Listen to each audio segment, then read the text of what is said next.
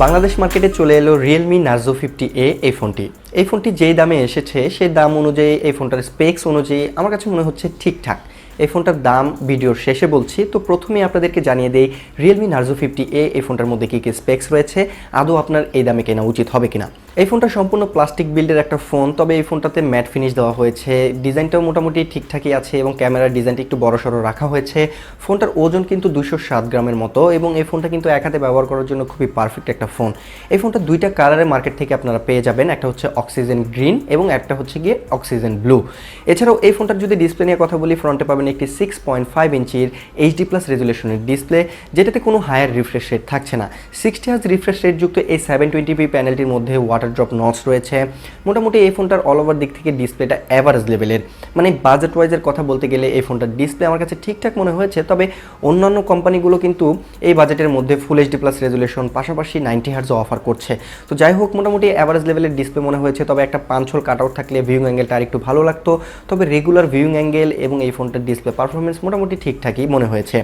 পাশাপাশি এই ফোনটার কিছু ফিচার্স এবং সেন্সর নিয়ে কথা বলতে গেলে এই ফোনটি আপনারা out of the box Android 11-এ পেয়ে যাবেন, যেটা রান করবে Realme UI 2.0-তে। এছাড়াও এই ফোনটির মধ্যে কিন্তু পেছনে ফিঙ্গারপ্রিন্ট স্ক্যানার, ফ্রন্টে ফেস আনলকের সুবিধা তো থাকছে এবং এই ফোনটার মধ্যে দুইটা সিমের পাশাপাশি একসাথে একটি মেমোরি কার্ডও ব্যবহার করতে পারবেন। তবে এই ফোনটাতে কোনো জাইরোস্কোপ সেন্সর থাকছে না, এই বিষয়টা মাথায় রাখবেন। এবং এই ফোনটাতে কিন্তু কোনো প্রকারের আয়ার ব্লাস্টারও নেই।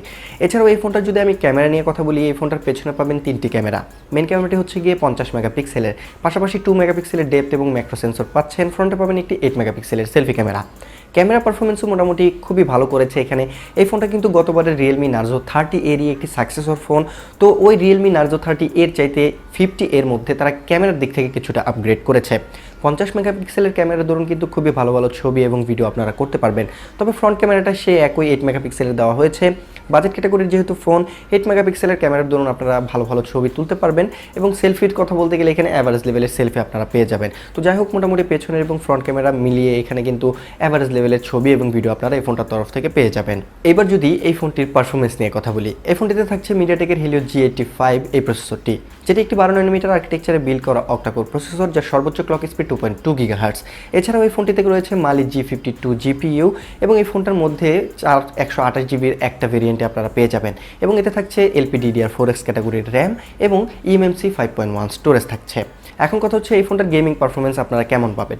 এই ফোনটাতে যেহেতু মিডিয়াটেকের Helio G85 প্রসেসরটি ব্যবহার করা হয়েছে, এটাকে নতুন করে বলার মতো কিছুই নেই। এই ফোনটার সম্পর্কে আপনারা হয়তো বা অলরেডি জেনে গেছেন। যারা জানেন না তাদেরকে বলছি, Helio G85 একটি মিড বাজেট ক্যাটাগরির মধ্যে বা লো বাজেট ক্যাটাগরির মধ্যে কিন্তু মোটামুটি ভালো একটা প্রসেসর। তবে এই ফোনটার মাধ্যমে আপনারা যখন PUBG, ফ্রি ফায়ার যখন মিডিয়াম গ্রাফিক্স দিয়ে খেলবেন, ভালো একটা পারফরমেন্স পাবেন। যেহেতু এই ফোনটার স্টোরেজটা বেশি রয়েছে, মোটামুটি রেগুলার টাস্কগুলো ভালোভাবে সারতে পারবেন। তবে লং টাইম গেমিং করতে গেলে কিন্তু একটু হিটিং ইস্যু আসবে। মানে এই ফোনটা দিয়ে যখন দীর্ঘ সময় ভিডিও করবেন বা ক্যামেরাতে ছবি তুলবেন বা দীর্ঘ সময় যখন আপনারা গেমিং করবেন, তখন কিন্তু হালকা হিট হয়। মিডিয়াটেকের প্রসেসরগুলো একটু গরম হয়, এই ফোনটাও তুলনামূলক একটু গরম হয়। তবে ওভার হিটিং কোনো ইস্যু নেই। আবার ফোনটাকে যদি আপনারা রেখে দেন তাহলে আবার দ্রুত ঠান্ডাও হয়ে যায়। এছাড়াও এই ফোনটাতে কিন্তু 6000 mAh এর হিউজ ব্যাটারি পাচ্ছেন, 18 ওয়াটের ফাস্ট চার্জিং সাপোর্টও রয়েছে। এই ফোনটার তরফ থেকে মূলত একটা দুর্দান্তকর ব্যাটারি লাইফ আপনারা পেতে চলেছেন। নর্মালি ইউজে অন্তত 2 দিনের মতো ব্যাটারি ব্যাকআপ পাবেন এবং খুব দ্রুত ফোনটাকে চার্জও করতে পারবেন। আর যদি আপনারা একটানা গেমিং করেন বা এখানে সারাদিন যদি আপনারা ইউজ করেন ফোনটাকে, তাও আপনারা 10 ঘন্টার মতো এখানে স্ক্রিন অন টাইম পেয়ে যাবেন। তো বুঝতেই পারছেন এই ফোনটা কিন্তু মেন হাইলাইটিং ফিচারই হচ্ছে কি এর ব্যাটারি ব্যাকআপ। মূলত এই ফোনটার তরফ থেকে খুবই দুর্দান্ত করে একটা ব্যাটারি ব্যাকআপ আপনারা পেয়ে যাবেন। এখন কথা হচ্ছে এই ফোনটা কত দামে বাংলাদেশের বাজারে পাওয়া যাচ্ছে। এই ফোনটার 128 জিবির একটা ভেরিয়েন্টে পাওয়া যাচ্ছে, সেটা হচ্ছে গিয়ে 14,500 টাকার মধ্যে। তো এখন কথা হচ্ছে এই ফোনটার যে 428 জিবি ভেরিয়েন্টে 14,500 টাকা দিয়ে আপনার কেনা উচিত হবে কিনা। দেখুন, এই ফোনটা কিন্তু গতবারের Realme Narzo 30 সাথে প্রায় কাছাকাছি মিলে যায়, শুধু জাস্ট এখানে ক্যামেরাটা 50 মেগাপিক্সেল দেওয়া হয়েছে। এছাড়া কিন্তু বাকি সব ফিচার্স Realme Narzo 30 মতোই। এখানে আপগ্রেড অতটা বলা যায় না। এখানে যদি আরেকটু ভালো প্রসেসর, ফুল HD+ ডিসপ্লে এবং আরেকটু বেটার কোনো ক্যামেরা যদি ব্যবহার করা যেত তাহলে হয়তো বা একটু সাকসেসর হতো। তবে Realme Narzo 30 এটা কিন্তু 13,000 টাকায় বাংলাদেশ মার্কেটে পাওয়া যেত এবং সেই ফোনটা কিন্তু হিউজ সেল ছিল। এখনও ওই ফোনটা অনেকেই খোঁজে।